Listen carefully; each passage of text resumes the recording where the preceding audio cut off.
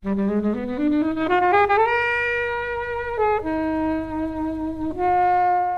I would not describe the film by and large as a comedy. It's quite, there's lots of death, drugs, and permed hair. It's serious stuff. Yeah, it's quite hard to categorise. You couldn't just, put it in a box. It's, it's got a bit of humour. It's very dark. It's almost like a thriller at times, or certainly a very fast-paced crime action. Welcome one, welcome all. This is episode 53. You're listening to Flixwatcher podcast. It's Helen. And it's Kobe here. And today we are joined by Adam. Hello. And Chris. Hello. And we will be talking about the film City of God. I hope you enjoy the show, guys. Remember, please visit us online at flixwatcher.tv. Come to our Twitter account at FlixWatcherPod, and please go to iTunes, subscribe and review. All films featured in the podcast were available to stream on Netflix UK at the time of recording, and please be aware there will be spoilers and some language that may offend. Hello and welcome to this episode of Flixwatcher podcast. Today we are joined by Chris and Adam.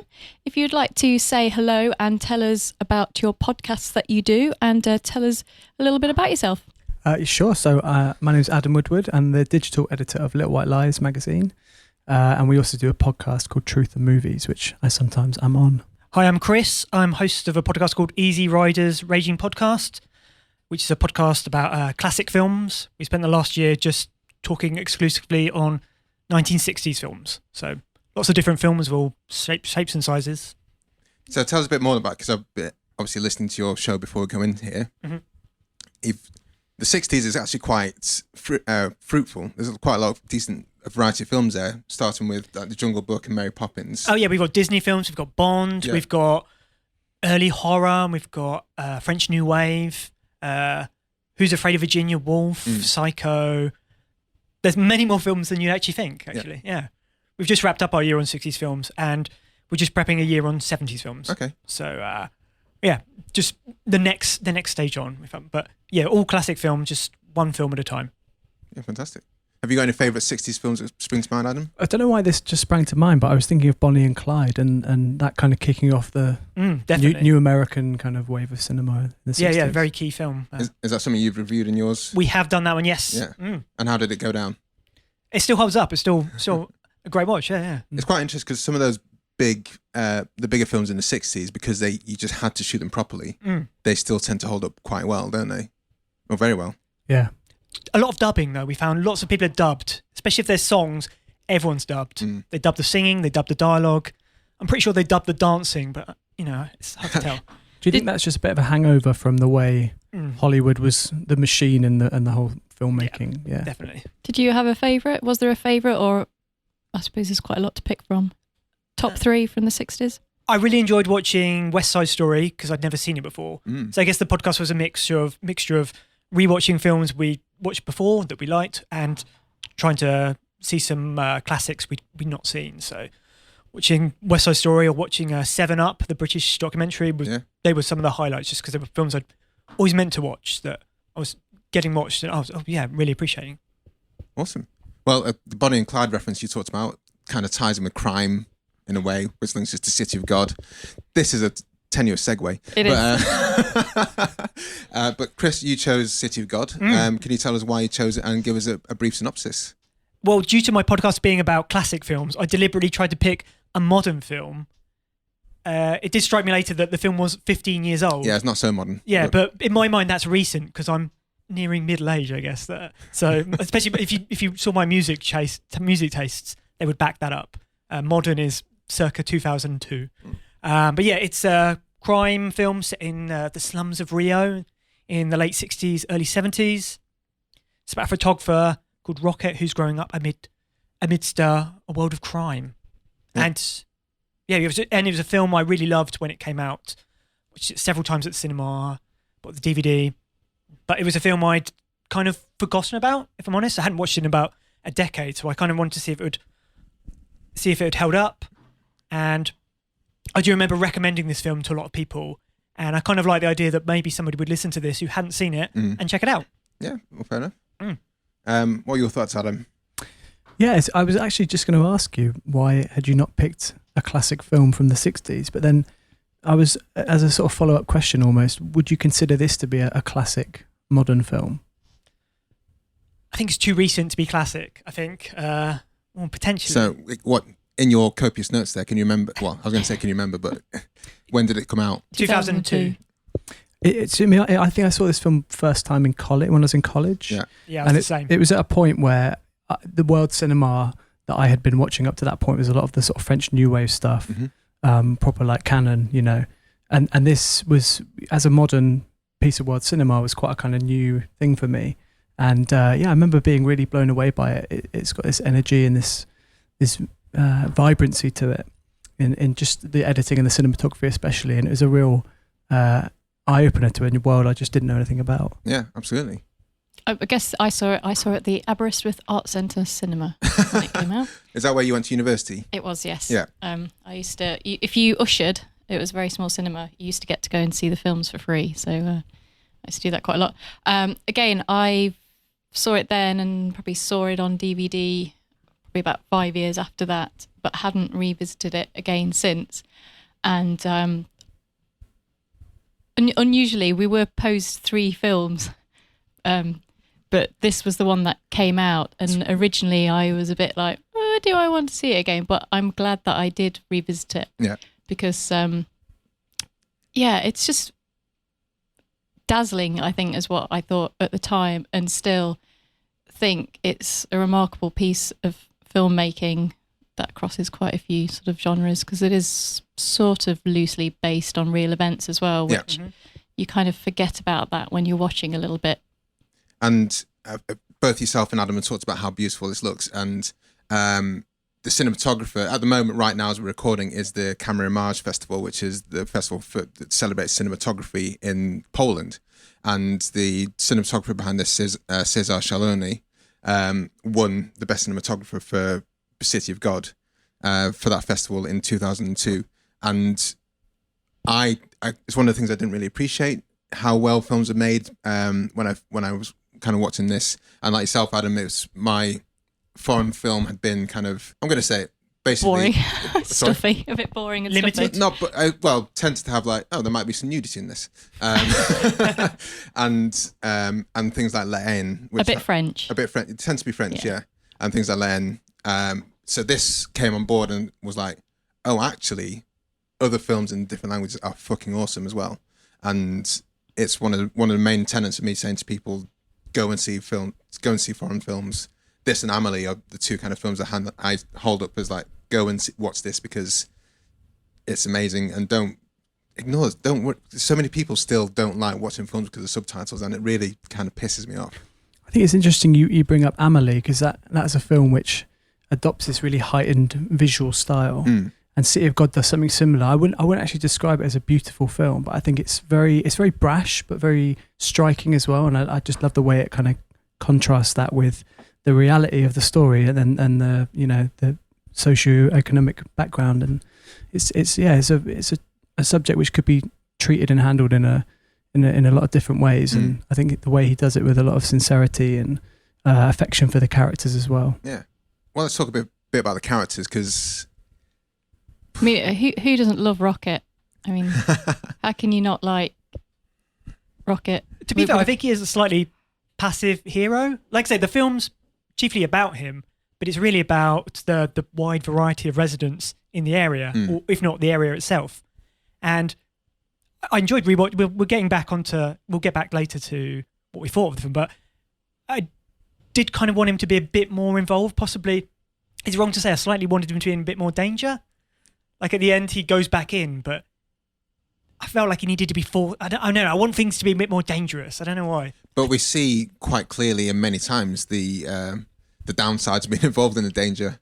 There's those people that held guns. A lot of them didn't make it to the end of the film. I mean, he's sort of there as the observer. He is the photographer there, so he's kind of always on the kind of periphery. He's our guide into the world. Yeah. So he's our main protagonist in this, and he's surrounded by a lot of bad people. Nut jobs. Yeah. But a lot of those kind of people will grab our attention slightly more because they're bigger characters.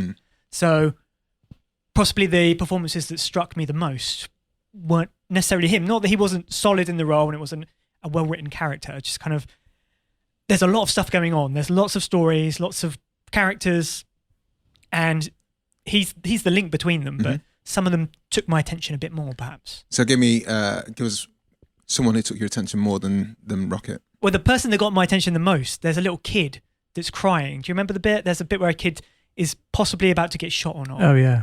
It was like an Oscar-winning performance. Like, I really thought that kid might have gotten shot because he was so blooming believable. Do you know that it was just like a proper, like, intense... I don't know the kid's name, the actor's name. It's a real knife-edge moment, that, isn't it? Because you just don't know. Be like, how did they get that performance out Well, of him? I know, because I was doing some research. You could say you were there. And basically, the acting coach just told the kid to think of sort of like their worst pain or their worst fear and transfer that into their foot, and they got that kind of performance from. Wow. So It was this a is hell of a performance. so this is after the kid got shot. You mean? The whole scene, leading up to, afterwards, the whole time I was completely like engaged, and it was just such a performance. Because it might be worth setting up that scene because it's one of the harder sections of the film to rewatch. And in the City of God, there's a few different levels in there. Rocket is a middling level, and everyone likes him. Yeah. At the top, you have the gangs who are more well established, but I feel they're 25 is their upper ceiling of age. And at the bottom, if that, and underneath them, the runts, the upstarts who feel they're about 7 or 8, and Yeah. they're like carrying a piece. Terrifying. but menacing. No, terrifying. Yeah.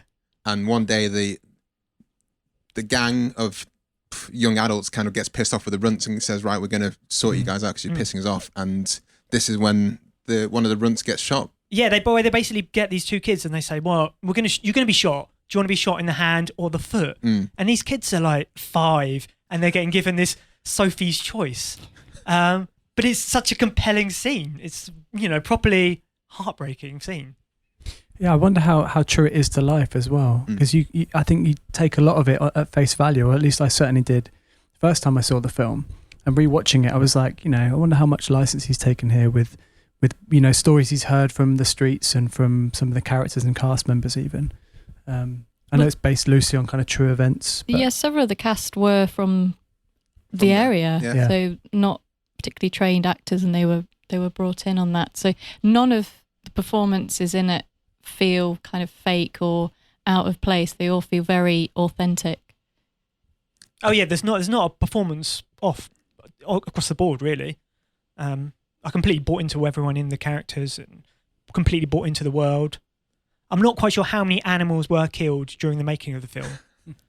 I didn't stop to wait to the end of the credits to see, but I've got no doubt because there's animals wandering in and out of shot at all times. Well, the start scene, the chicken actually goes underneath the car. They must have lost so many chickens, definitely. They ate well though. So I've actually been to Rio and I've been on a favela tour.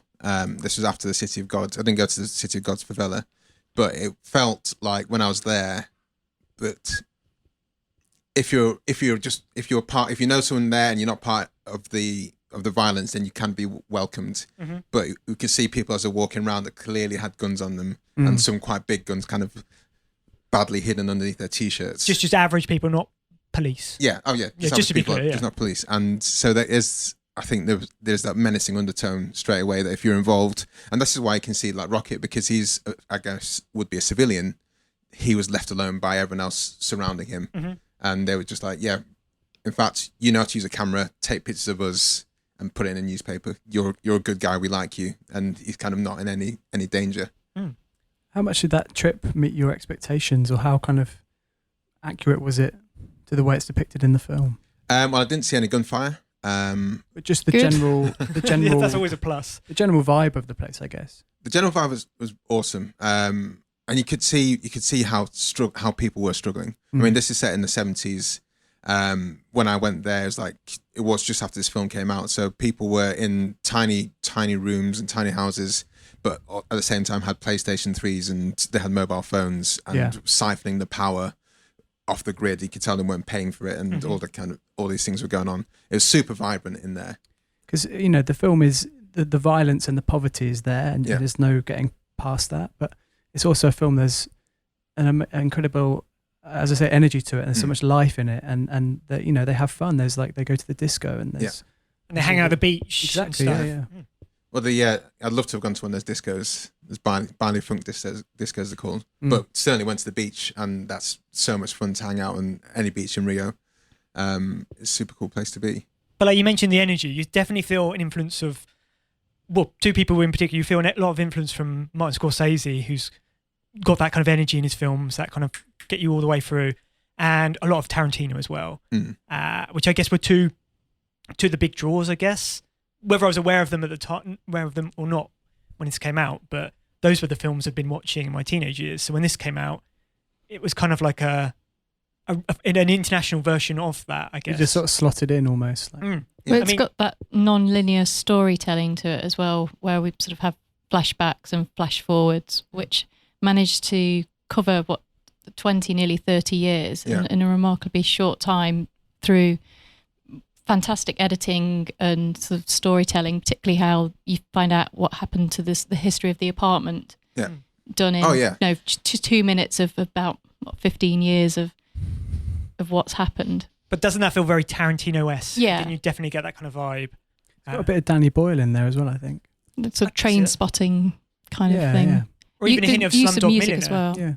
Yeah.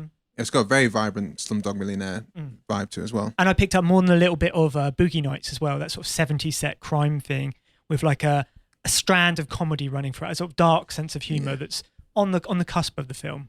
It does, yeah. There is There's the two some sides. very funny moments Absolutely. in it, which contrast with the extremely horrible moments, which when I was watching this reminded me of another film that we're quite big fans of that we reviewed, Beast of No Nation. Sure.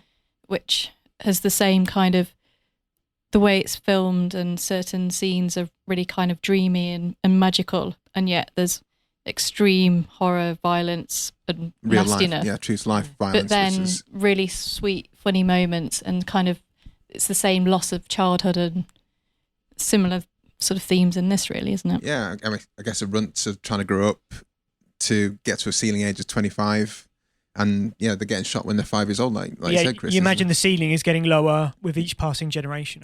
That's the impression I get.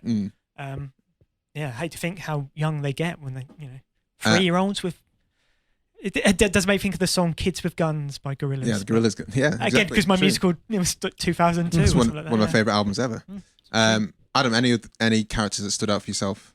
No, I think we've named quite a few of them. I think some of them, to me, sort of do blur into not the background, but there's a certain like group of them. Yeah, it's a bit of a rogues gallery is maybe the wrong term there, but certainly some of the younger female characters stand out. Well, because there's not that many of them, and because there's not that many of them, and I think they play quite an interest. If you kind of view the film as a bit of a coming of age story as well, like they play quite an important role. Certainly later on in the film when we meet the characters and they're slightly older.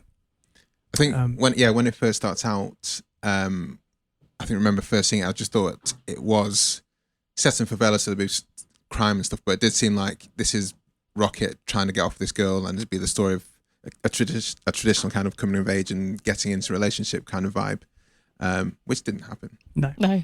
Don't go into it expecting a romantic comedy. No, yes.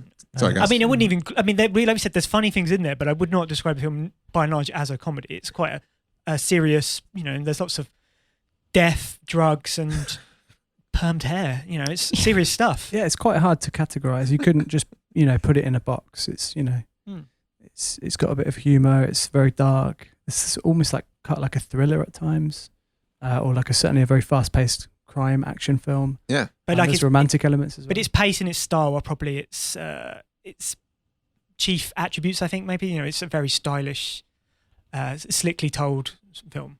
Yeah. Any characters for you, Helen, that stick out in your mind? Well, Knockout Ned. I didn't realise that was Serge George. Sir George. Yeah, from The Life Aquatic. Yeah, it was him. Because he did the soundtrack for this film. He did the soundtrack for this and for Life Aquatic. Yes. The Life Aquatic soundtrack is dynamite. But yeah, that's him. Yeah. Yeah, he plays quite an influential part. He's introduced earlier on, and in the kind of like nice narrative style, they sort of say more of that later, and he kind of features quite heavily in sort of second half of the film, or kind of the third act. Yeah. And so Knockout Ned was one of the civilians who wasn't touched. Yeah, he eventually is led down the path of guns and violence, and I guess you can probably guess how it ends up for him, but he becomes sort of a bit of a hero there as well. Yeah. But he has to compromise his values, I guess, is his arc. I think that's quite an important point, actually, because to see how someone turns and goes into that kind of into the gang side of things when he's been on the good side of things is actually quite an important story to have told in this. And obviously, like I said, it doesn't end well for him. It doesn't end well for a lot of people, to be honest. No. That's what I'm saying. As soon as you hold a gun, It's a repeated theme of people trying to get out of the area and it not necessarily going their way, let's say. That's kind of a motif, I think, throughout the film, is several people trying to flee and it not ending well. In both ways, some trying to do it the good way and others the not so good way. And yeah. The easy way is often the way they take, isn't it? Yeah. For you, any characters? We've not talked about Benny. Yeah, like Benny was great. Benny. He's kind of the voice of good in the pairing of little Z, little Dice. He's like the angel on his shoulder, and he's one of the good bad guys. And my favorite TV show is The Wire. The Wire is a key comparison, I think, with this film. Yeah, and it's what I love about The Wire is you have the good guys, you have the bad guys on the good side, and you have on the reverse as well. And Benny is a good bad guy, and everyone loves him. But he has a gun, and he'll get the priests to his leaving party, as well as the hoods, as well as everyone who's all the disco kids, and you can see that. And he's such a vibrant character, but because he holds a gun, there's no way he can it can end well for him. But like The Wire, there aren't necessarily. I wouldn't say necessarily there's good people and bad people. Everyone's a shade of grey. Yeah. And I do think that's the case here as well. That everyone morally compromises at some level, some more than others. Like little Dice, well, he's a little psychopath, isn't he, at the start? But everyone's on the scale of the moral, them on a scale of morality, I guess. He's the most insane one. He's the most. Yeah, he's the most like wild child of the bunch. Yeah, but he's a great character though, because he properly captures your attention every time he's on screen. You're like, what's he going to do? Yeah, like you're kind of on tenterhooks every time he's on screen. And that great montage, there's that montage of him getting older, which is shown through him shooting people from like a low level. Yeah, it definitely felt like the trunk shots in Tarantino films, but it was a very stylishly done montage to see this guy grow up. It was, I mean, I hadn't seen the same thing done exactly like that. It was quite. I think that's why the cinematography thing comes into play, because there are a lot of stylish elements, like the transformation of the apartment in over 15 years, like you said, the story of this character growing up pretty much from the same shots. A very low angle, sort of going from looking up at him. Gangster shot.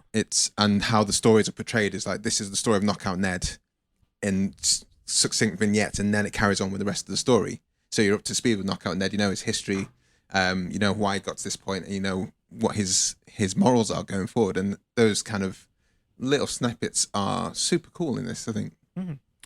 Yeah, I think it's no accident that we've ended up talking so much about the cinematography and the cinematographer as well, and not having mentioned the director, because I think he went on to direct a number of Fernando Meirelles, comparatively quite bland films. Mainly because we probably would have pronounced it wrong. That was the danger. Like I just did there. Yeah, no, I think that was a good. Somebody? No. Fernando Meirelles. He did The Constant Gardener. That was that was his next film, his big Oscar film. And then I think the last thing I saw of his was called 360, which was not particularly exciting. Do you think nowadays he would have been swept up into the Marvel universe? Possibly, or I don't know. I think there's, you have people like Alfonso Cuarón doing things like Gravity and pushing that, and Inarritu's doing really kind of interesting stuff. And it just seemed like, I guess Blindness is a bit more of a high concept. Oh, that was it. Oh, I remember that was. Yeah, I've heard a lot of people slag off the film, but I loved it.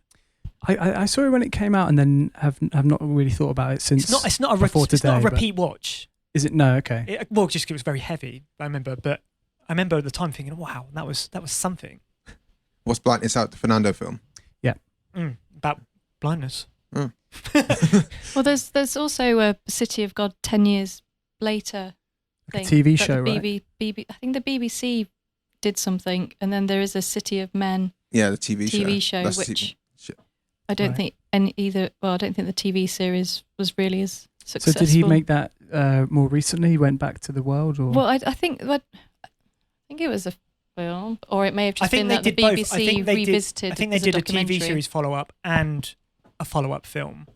Yeah, I 'cause think they went- tried them both. See what works. Yeah, but I haven't seen that. But I was sort of reading the bit on the BBC about it, so I thought they'd maybe made a documentary, and they sort of went and met with some of the characters and saw how things had changed, or they sort of found out that they hadn't really changed that much.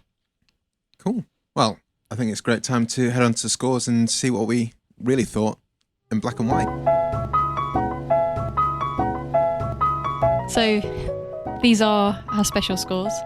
Yeah. So So we should say, Adam, I'm not sure if you know this, but the scores the scores are kind of inspired by the Little White Lies scoring system. Oh, is that right? Yeah. So should I explain that, or have you explained that already? Or Well, we're going to do a special, since you're here, we're going to do a special We'll scoring save that. round for Little White Lies in honour of yourself. But so the kind of split level scoring system that goes into it is kind of like came from you guys as a fan of the mag. Helen, do you want to explain the? So recommendability, all these are out of 5. So how likely are you to recommend this to someone? Or I sort of see it as your enjoyment level a little bit as well. And we'll start with you, Chris, because it was your choice. I'm going to give this a solid 4. I think it's a film that people should give a watch. It's 2 hours, but it flies by, and I think it's worth people giving it some time and attention, especially if they haven't seen it. It's definitely one to watch. Adam. I'm just trying to think, like, who I would recommend this film to. It's a film that was probably, as I say, I saw it in college, so it wasn't as much as it was recommended to me. But I'm not sure that there was anyone among my peers at the time who I would have recommended it to. Oh, really? Yeah, I think so. I mean, I just, not that many of my friends were, I guess, into the types of films I was at that point. But Were they watching like Waterboy? And stuff yeah. like Oh, that? yeah. And I was as well. Yeah. So I think I'd go for like a 3. Okay. Helen. A solid 3. I'd go 5. I think if you haven't seen this, what are you doing? Go and see it. I'd recommend this to everyone. I guess you have got to be aware. Some people just do not like subtitles. Yeah. I know, but So still I think you have recommend to it know to your them. audience. yeah. Well, I think the way people take to this score is quite interesting, because I like to take into account who I would recommend it to, the way that Adam kind of does. Helen, you prefer to say, I love this so much, I would tell everyone, Yeah. even if I think it's they're great. unlikely to listen to it. So I tend to take into account. I'm the more generous marker, aren't I? Yeah, we found We that think. recently. Good cop, bad cop. Yeah. And I tend to take into account who I'd recommend this to. And bearing that in mind, level of violence and the fact it's got subtitles, I'm going to give it 4.75, because I want to recommend it to as many people as possible. My parents I wouldn't recommend it to, and there's people who are hard, I wouldn't recommend it to children, obviously. Well, okay, but I be wouldn't fair, recommend it to people who I just I don't. recommend to anyone over the certificate that it's rated of us. Okay, I think you could be under the certificate, let's be honest. but there's people Not who, by much. like you say, people who just steadfast don't like subtitles, and Yeah. for that I couldn't be asked. But in spite of that, I think 4.75 is, It's very specific. yeah. Repeat viewing score, Chris. How often? Because we've all seen this before, haven't we? No Yeah. one's come fresh to it. Yeah, I saw it a couple of times at cinema, a few Oh, did times on you? DVD. Yeah, but like I say, I was a film student when this came out, Right. and I liked crime films, and I was wowed. I was generally wowed, and I was at the time recommending it to everyone I came across. But it's not an everyday film. It's not. I mean, it flies by, but it's not a kind of film you will watch that often. Like we said, I think we all seem to have seen it years ago and not seen it a lot since. Mm. I guess that's quite telling in the repeat view score. But it is a feast for the eyes. It is a film worth seeing. Just once every few years, dig it back out. So How does that work out of 5? 3. 3. Adam. Yeah, I think this is the 3rd time in total I've seen the film. Okay. And I don't think anything quite beats the first viewing of it. But watching it a 3rd time now, I definitely appreciated the kind of craftsmanship behind it more. So I'm going to go 4 for this. Helen. This is the 3rd time, maybe 3rd or 4th, and it had been the biggest gap was between the last viewing and this one, and I think it deserves at least 2 watches. Mm-hmm. And I would watch it again, and I think you do get a little bit of something different each time you watch it, because once you've kind of been blown away with it the second time, you can kind of concentrate a little bit more on other things that are going on. So I'm going to go for a 4. Cool. Yeah, I'm a 4 as well. I think it's probably been like yourself. It's been like a decade since I last saw it, and that's simply the fact that I've not had a DVD player in my in my residence for that time. So it's great. This is exactly it's why great. It's on Netflix. It's great. It's on Netflix. I will watch it again, and I've watched it at least 8 times, maybe towards 10 times. I loved it when it first came out. That's you know, for in the modern age, that's a lot. Yeah. You know, now if you see a film twice, normally that means you love it. But this is the problem of like the Netflix model, and it's the disposability of film so much. I will say that Netflix is certainly in the UK, their world cinema offering is quite poor, I think. And actually, it kind of ticks quite a few boxes for them, I think, because it's entertaining and violent and like Tarantino-esque. And actually, also it gives you a bit of an education into a world and a kind of mode of filmmaking as well. Like I think it's like this or maybe Battle Royale, and there's not really much on there. Is Battle Royale still on there? Maybe not now, but it was for a while. It might have been killed off. Boom. Sorry. So 4 for repeat viewing. Small screen score. We've talked a bit about the cinematography here, and this kind of relates to how much you feel you may have missed out from not watching it in a cinema, or you think it's better. Is it suited well to a Netflix platform, i.e. TV size and... This is the question that seems to cause the most confusion. So, I mean, interpret it as you will. I mean, I did think about this question actually. That almost in some ways, this question is weighed against films that look good. That you're almost rewarded for not having that great a visual style. This is we're talking about films on Netflix. You see, so that's how it. That is the case. And also, if you've got a big TV and a big fancy sound system, you've probably got a better screen than some of the cinemas out there. Yeah, Leicester Square's got some pitiful screens. But one thing I'll say is subtitles are no friend of the phone watch, because I know you've mentioned sometimes you'll say, oh, what a smaller TV or a phone. If you're watching a subtitled film on a phone, you deserve to be slapped. Well, it's not designed for that. No. And so I definitely took that into account and gave it a 2.5. The subtitles. But yeah, okay. Adam, I think I'm just going to go for a 3 for this one. I watched it on a computer screen and didn't find the experience unpleasant, but as I say, it wasn't the first time I was seeing it, so I'm going to go a 3 as well. I enjoyed seeing it at the cinema, but you saw it as well. Yeah, but if you, it's not going to be on at cinemas again. In the chance that it does come to a local cinema, yeah, you can see it like the Prince Charles maybe when they show all the films. But yeah, nothing smaller than your laptop, please. So 3. I think that should be a general rule. Yes. I'm going to give it a 2.5. Like yourself, I'd love to see it in the cinema, and like you said, with each viewing, you take different things out of it. And for me, this time it was like how well the shots were played and how well things are lined up. And now I appreciate the cinema craft before, because I was watching The Waterboy thinking it was shit. I used to watch Something About Mary. I never used to really appreciate the art of actually getting an image onto the screen and making it tie in with the film. I think this is a masterstroke in doing that. So it would be cool to see that on a bigger screen. Engagement score, Chris. I did think the third act dragged a little bit slightly. I mean, there's lots of smaller stories building up to it, and then it sort of focuses on the kind of bigger picture for like the last half an hour or so, I guess. Rocket's kind of story tying it all together, I guess. And I think I was slightly more interested in the pieces, like the individual. It reminded me of like when I watched Gangs of New York. There was a shot where you saw the different gangs in some big place, and they all seemed much more interesting than the main film. Even though I liked the film, but you're like, oh, I wanted to hear about them. And there was a certain sense of that with some of this.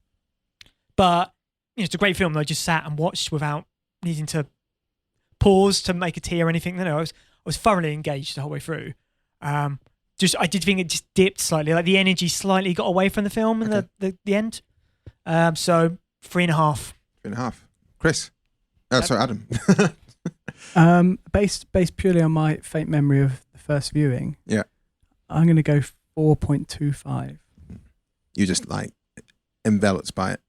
I think there's a lot to keep you to keep your attention in this. Yeah, absolutely. I think I'm going to go for a 5. I was as engaged, I think, probably as all of the other times, and don't be put off by, I think it's 2 hours and 15 minutes, because it does just kind of zooms by, doesn't it? Zips by. I was captivated again by it.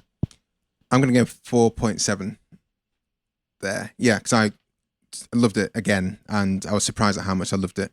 And looking forward to a lot of the pieces that were coming, that I knew were coming. But like yourself, Chris, I think when it comes towards the end, it didn't have the energy that the start of it did. And I think towards the end I was waning a bit, but still high in there. But it's like a whole world sort of packed with characters and stories. Yeah. And it is the kind of thing, I think, as you mentioned, like what we mentioned The Wire earlier, that's done slightly better on TV these days because it's got the time to do lots of characters and lots of stories. Yeah. So I think that kind of played against the film slightly. So this kind of ties in with a theme on your show where you what's it called, a TV? Oh, TV or not TV? Yeah. That is the question, where we ask if the film would work as a TV show. And do you think this would? Well, it's been done, hasn't it? City of Men. Well, City of Men wasn't really. I think it was poor. But if they were to do City of God, I think just you could adapt this plot into like at least like a mini series because there's so much story, there's so many characters, and I think people could get slightly more their due if they were given a bit more time. Yeah. So that gives us an overall Flixwatcher score of 3.73. It's pretty high. Pretty high.